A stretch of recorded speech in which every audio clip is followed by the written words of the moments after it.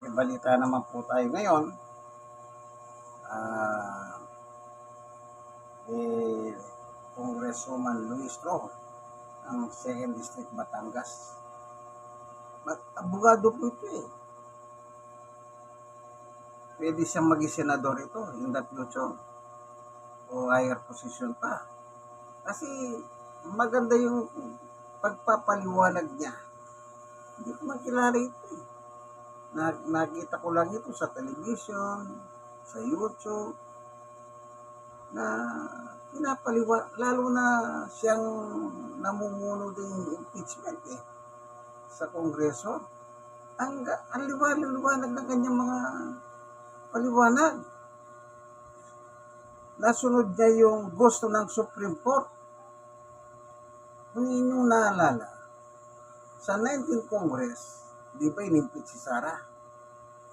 At humingi ng saklolo si Sara sa Korte Suprema. So, pinuna ng Korte Suprema ang ginawa ng Kongreso, ang constitutional daw. Hanggang tuluyan na pong binaon sa libingan. Dahil yung mga senador, ang mga senado noon, ang namumuno sa Escudero, yan ang binahon sa libingan yung impeachment laban kay VP Sara. Ngayon, sa 20th Congress, after 1 year, sinunod nila yung utos ng korte. Sinunod nila yung mga patakaran kung paano ang gagawin ng Congress. Kaya dito ko inangahan ito eh. Si Jerbil Luis Rojo, Congresswoman. Maganda siya magpaliwanag Pino, Tagalog. Kaya tayo bilang mga Pilipinong Tagalog, na national language natin, maintindihan mo yung batas. So, anong ginawa ni Sara uli? Humingi na naman saklolo sa korte kasi yung mga maestrado ng korte, alos 99% appointed ng kanyang ama na si dating Pangulong. Iniisip niya, nakakuha na naman siya tulong. So, hindi na nagising na yata ang mga binasura yung kahilingan ni Sara. Kung nabasa ko yun, sabi ko, nagigising na yata ito. Remember ba to? Tumakbo din sa Korte Suprema. Nagpasaklolo rin. So, anong naging ito? 9-1.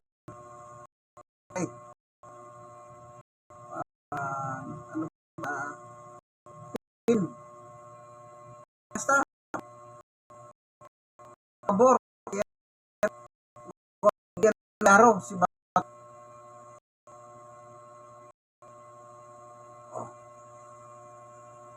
Talagang na. At nag-comment pa ang mga maestrado. Sila ang korte. Hindi tabuhan ang mga kriminal. Kung kapaboran, paano ng biktima ninyo? Yan. Kaya dapat tayong matahuan dyan, kaibigan. Siguro, inipo ng Diyos ang puso nila. Yung wag bigyan ng araw si Bato, nag-comment pa sila. At nabasa sa social media ang kanilang comment. Except doon sa isa na mayroong nag-comment na pabor kay Bato. Nag-comment siya. Pero naman, abstain. Nasa abroad yata. So, ibig sabihin, hindi kanlungan ng Korte Suprema. Kasi kung ikaw ay nakagawa ng krimen, kay Bato, mayroong ebidensya. Alin ang ebidensya? Mga video mismo niya. Pwede mo ba pasinungalingan yan? na hindi ka pumatay, samantalang doon sa video, pumapatay ka. Nag-isunod-sunod ka sa iyong presidente na si Digong. Kaya ganyan. So,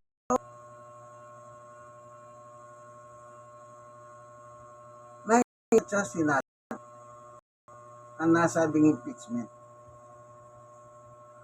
Okay? O sige na, makinig na tayo Ating background yung sa akin. Yun, ito ko lang napapakinggan. Morning! Kaya Congresswoman Jill Luis ang ikalawang dito ng Batangas at lead executor ng Vice President Duterte at ulo po ng committee. Congresswoman, magandang umaga sa inyo. Long time no, ma'am. Long time no see. And salamat sa muling pag-imbita dito sa Sing Pilipinas. Balita ko, ma'am,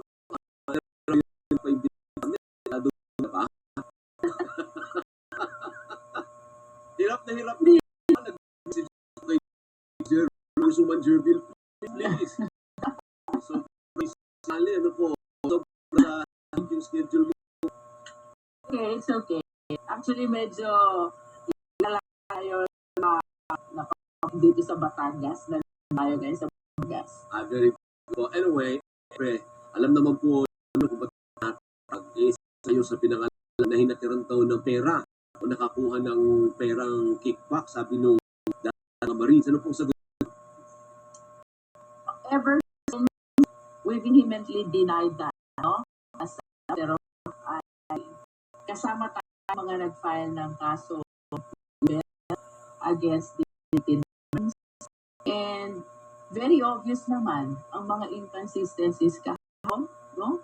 And I understand this is just designed para i-destroy ang ating reality ever since kasama dito sa impeachment trial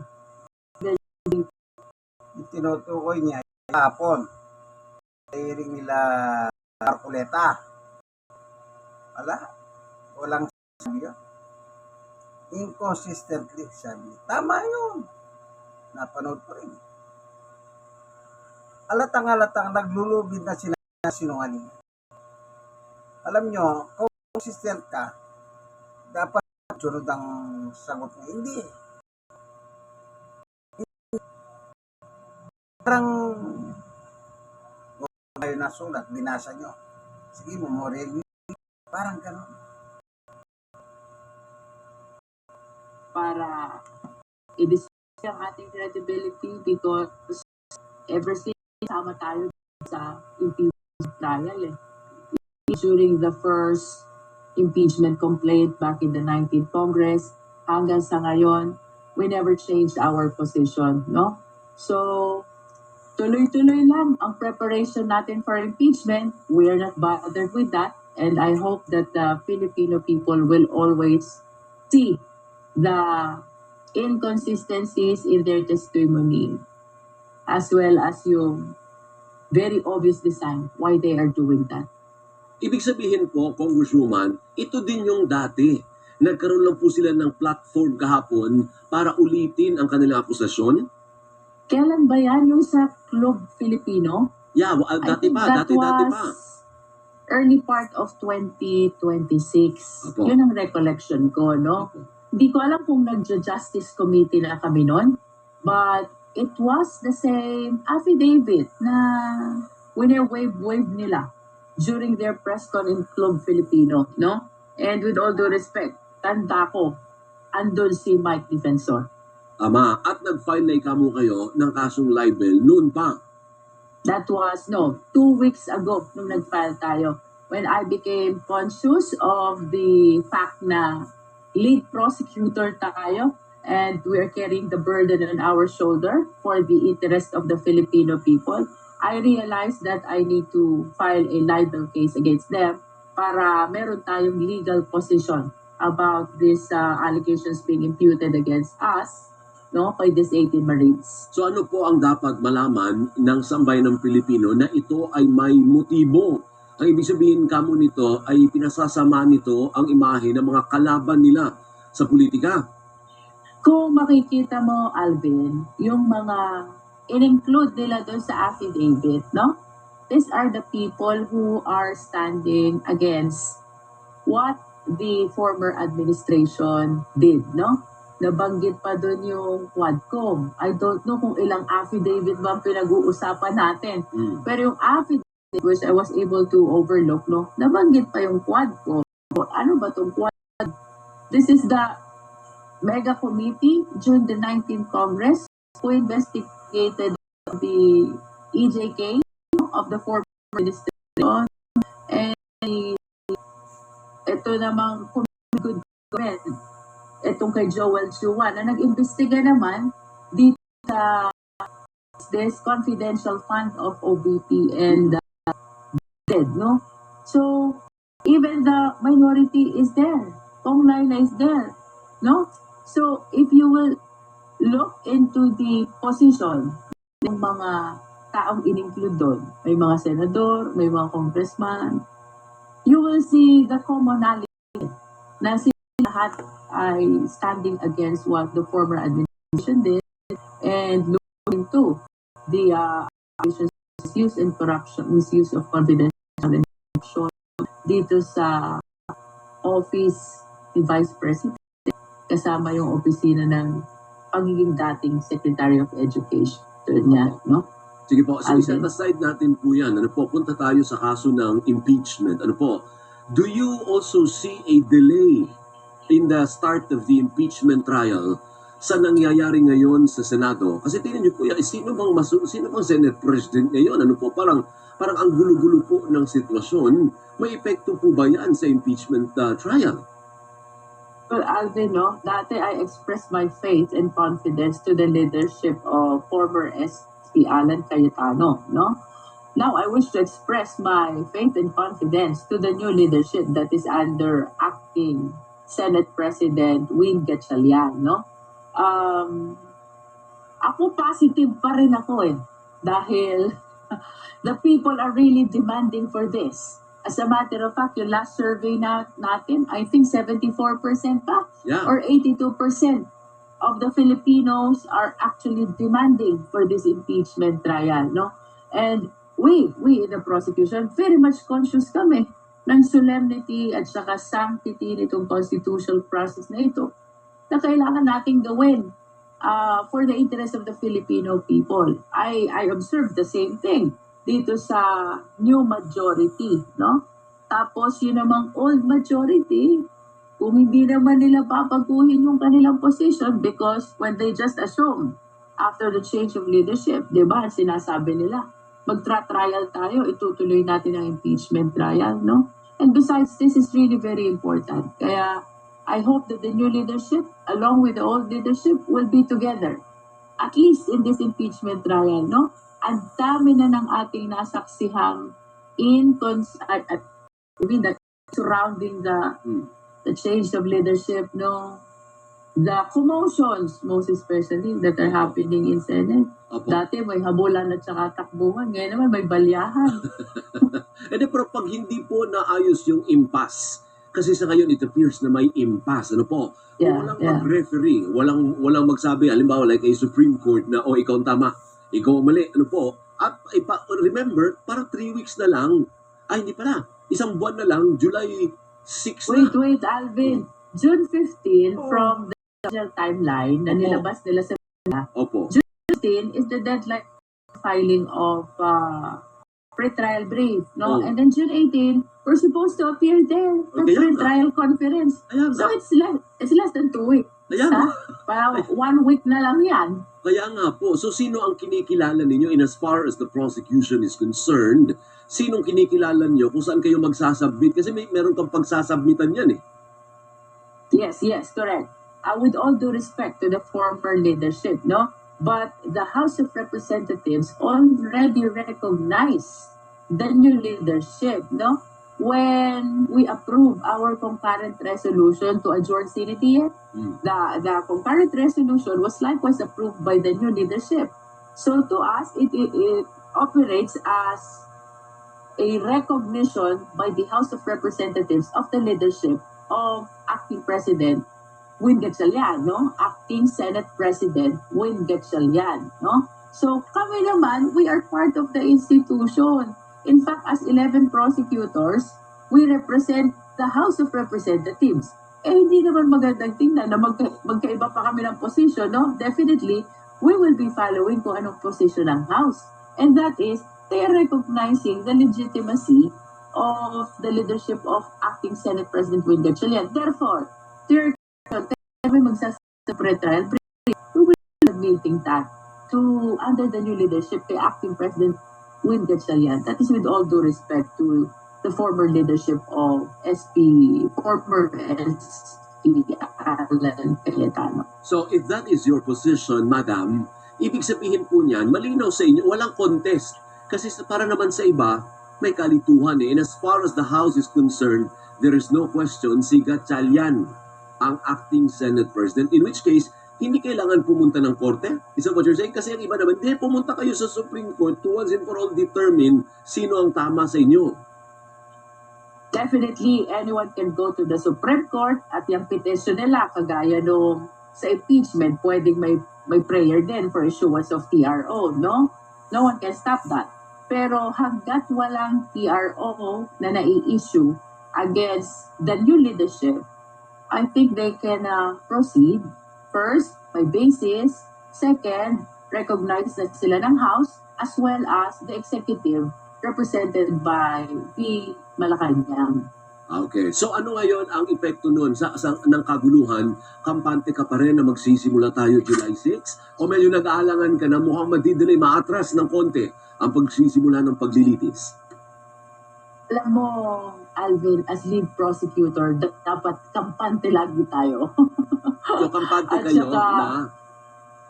I mean, amid the apprehensions which are originating from all the irregularities and commotions that is happening in the Senate, we have a lot of reasons to stay positive and to continue believing that this will push through and hopefully without delay.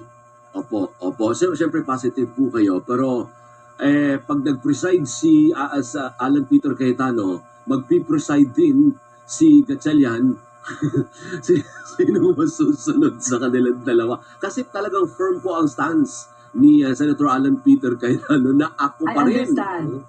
I understand, Alvin, but with all due respect sa kanya, we need to follow the direction of the institution which we represent. Okay. The House of Representatives already recognized the leadership of Acting SP Win Gatchalian. So to your question, just to respond, no, in case dalawa ang notices for trial, we will be appearing before the leadership of Acting SP Win Gatchalian. Ayan. So and you don't see any problem naman, ma'am, Congresswoman, na hindi abogado si Gatchalian. Okay lang yan na ang presiding officer ay hindi abogado. Kasi kayong prosecutors, abogado lahat, hindi ba? Yes, pero naniniwala ako kay Acting SP Win Gatchalian. He has been very diligent in as far as his legislative works are concerned, no?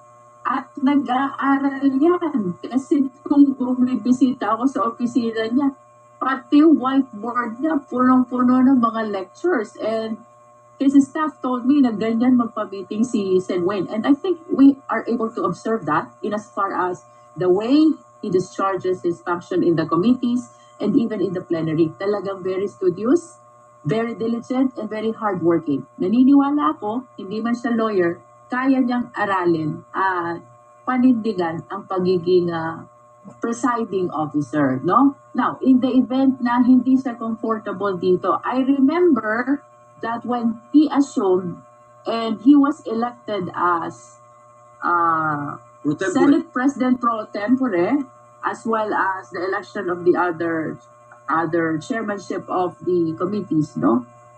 They changed significant part of the rules on impeachment, and that is by giving power to the Senate to designate a presiding officer. Correct. Except in cases of impeachment against the president. Kasi no? Chief Justice So, ang maliwanag may option si acting SP Win.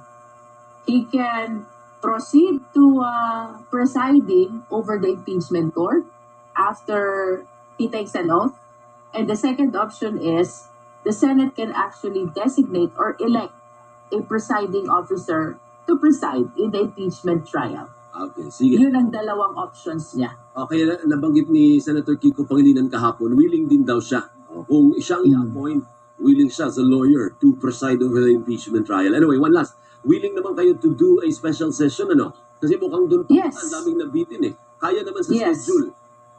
O para sa bayan, Alvin, we're doing to do a special session and I've been hearing na ito rin yung direction ng executive, no? Because we wanted to correct or do good whatever was overlooked because Yeah. of all the irregularities and commotions in the Senate. When is this? I don't know yet. Wala pa tayong official information. Siguro, let's give time to the new majority then, no? To settle themselves and hopefully magkasundo na rin sila along with the old leadership para makamove forward na ang lahat. Sige po. Mabuhay po kayo, Kong. Magandang umaga po sa inyo. Happy weekend. Magandang umaga sa mga taga Batangas sa ikalawang distrito. Ano po? Thank you, Alvin. At napakagandang maagang umaga. Sagot ka naman, ha? Dalasan niyo po ang pag-guest dito, ha? Thank you. Yes, sure. Okay. Thank you. So, yun na pagtingnan natin. Hindi pa napakaliwanag magpaliwanag niyan. Kaya ako, kaya nga sabi ko ito, may play dito sa higher position ito. Napakagandang kanyang paliwanag. Tagalog na Tagalog. Hindi yung pa English pa. Eh kung English lang, marunong ito eh. Abogado. Congressman pa. Woman. Yung kaibigan ko sa Motherman. Bautista. Kaya sa son, malagi po kayo manalangin. Mainit ang panahon. Mainit ang balitakta sa sila. Bye.